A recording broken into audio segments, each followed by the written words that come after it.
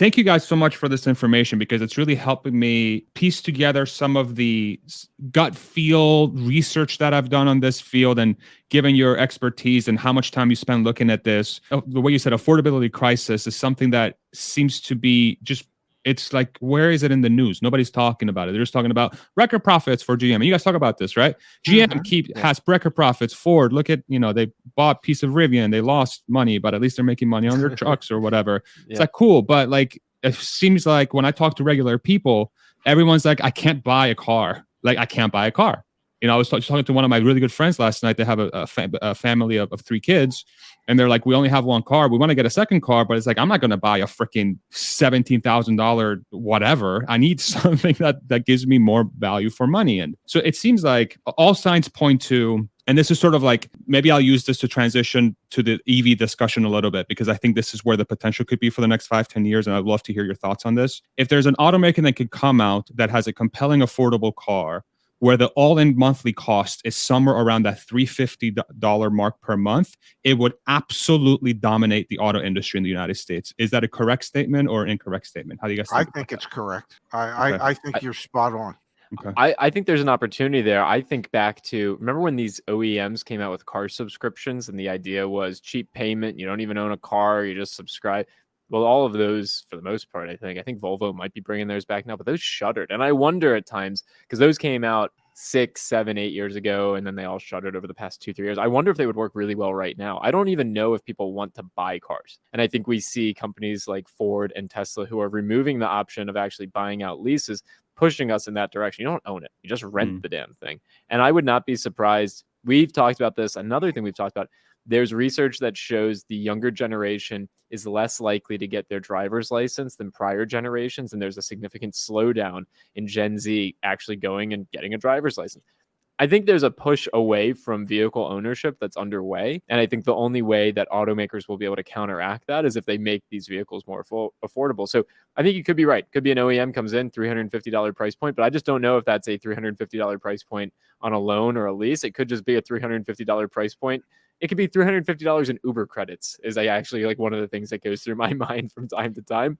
People just want to get from point A to point B. And then the other class of people want to get from point A to point B and look like a rock star. They'll add a 0 to the end of their monthly budget to be able to do that. I personally, I would think if somebody could come up with a subscription service that was $500 a month, and it included the car, it included the maintenance, and it included your insurance, because most subscription services did include the insurance. I think the vast majority of people would say, I'm in.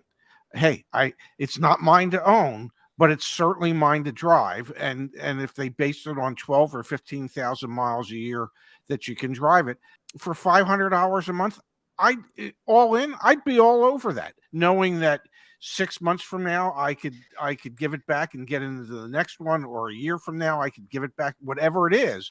Isn't Scott Painter doing that with didn't he just start up another company, Fair? Isn't that the one that he's doing where this is what they like bought a ton of Teslas and now they're renting them out essentially? I think there are people doing stuff in that space. Deb. Yeah, but not at $500 a month. No. There's another company, Finn, that does that as well. But there are people trying to do it. I think if a manufacturer came out with a subscription program at $500 a month all in, now obviously it's not going to be their top of the line car. Okay, it's not going to be their biggest car, but if you could come up with nice, reasonable, decent transportation for $500 a month, including insurance and maintenance, why wouldn't you do it? If the average payment today on a new car is over $700 a month, which is completely insane. Yeah, and that doesn't include insurance, and it doesn't include maintenance. And if the average payment today on a pre-owned car is well in excess of $500 a month, and that doesn't include maintenance, and that doesn't include insurance, why wouldn't the vast majority of people say, yeah, I'm in for $500 a month, and I know that's my total sunk cost on a monthly basis, other than the fuel it's going to take to run it. I'm in all day long. Let me walk you through a theoretical, and I've been doing a lot of research on this, and I've been trying to sort of piece the pieces together, for lack of a better word. But yes. So I've been studying Tesla, the company, for a really long time, and one of the products they have coming up after the Cybertruck is this unannounced, but you kind of know what's coming down the pike. This compact car that's rumored to be around $25,000 starting price. Yeah. And so I started doing some math. I'm like, okay, you have a Tesla with a starting price of $25,000 in the United States. It will be able to take advantage of the $7,500 tax credit, which will lower its say the net price out the door to $17,500, which theoretically they can pass on through a lease as well. And so if you just do some quick math and say a 36-month term, 6%, zero down, it's about $250 a month out the door. And then you have, I think Tesla offers a $30 a month plan in Texas where it's unlimited charging at night and it's just a static $30 a month. And then Tesla insurance, where it's I think average, it's like $80 a month in Texas as an example. So you have $250 plus 30 plus 80 gets you to about $350 a month. Then theoretically you have less maintenance with an EV versus an ICE car. So maybe another $50 to $100 a month of maintenance gets you around that 400-ish price. I just want to get your reaction. What goes through your mind when I describe this type of vehicle? I would love to hear what's going through your mind. The first thing that goes through my mind is that the person that can afford that $25,000 Tesla is not going to qualify for a $7,500 tax rebate. It's Fair just enough. that simple. Okay. Okay. Those tax rebates, as you know, are meant for wealthy people or relatively wealthy people. The way they're structured. Yeah. Yes, the way they're structured. So if Tesla, So they can't pass it on a lease, though. They have a thing with the current bill where the manufacturer could take the $7,500 and Yes. pass it on through the lease. Yeah. yes, that could be done, but on a purchase, it could not. Because Sure. you're not going to be able to say to that person that might qualify for $500 out of Yeah. the $7,500. Your liability is Hey, not high it's enough. like you're getting the car Yeah, for exactly. $17,500. You're not. Yeah. You're getting the car for $24,500. But under a Depends lease on the lease. scenario, yeah. Yes, on We're a talking lease about scenario, subscriptions, and that's what a lease is. exactly. So yes, I think it would work if it was a subscription based thing. I think it would. I think the way we are conditioned to look at car ownership in this country can be changed 180 degrees from what it is today. And today, it's people want to own them. Okay. But what you have to realize is if 85% of people are financing their vehicle, they're not the one owning it, the bank owns it. They're accepting a payment. And in this case, in many cases today, 20% of all loans are now 84-month loans. So they're accepting a payment and a commitment up to 7 full years. We can restructure how we do things and just sell the payment, not the ownership aspect of it, but the payment. You're going to make a payment, whether you're buying it to own it or whether you're just using it to get from point A to point B. If you can market it that way, then I think people would be all over any type of subscription program that's going to get them a car for somewhere between $400 and $500 a month. Why wouldn't you? You just have to reframe what driving is. It should be easy to reframe it, because why do you want to own an expense, a depreciating asset? Why wouldn't you just want to rent it? Zach, where's your head at? Yeah, I think you're headed in the right direction. I think there are a lot of questions around, will automakers be able to deliver at price points like you're describing, and what are some of the trade-offs to be able to offer vehicles at that price point, whether it's electric or internal combustion engine. We're seeing already a strong disinterest in doing that because the margins aren't as strong, but if there are innovations at play that can allow it, I think that you take that price point, you take federal pushes to try and get people to be interested in electric vehicles.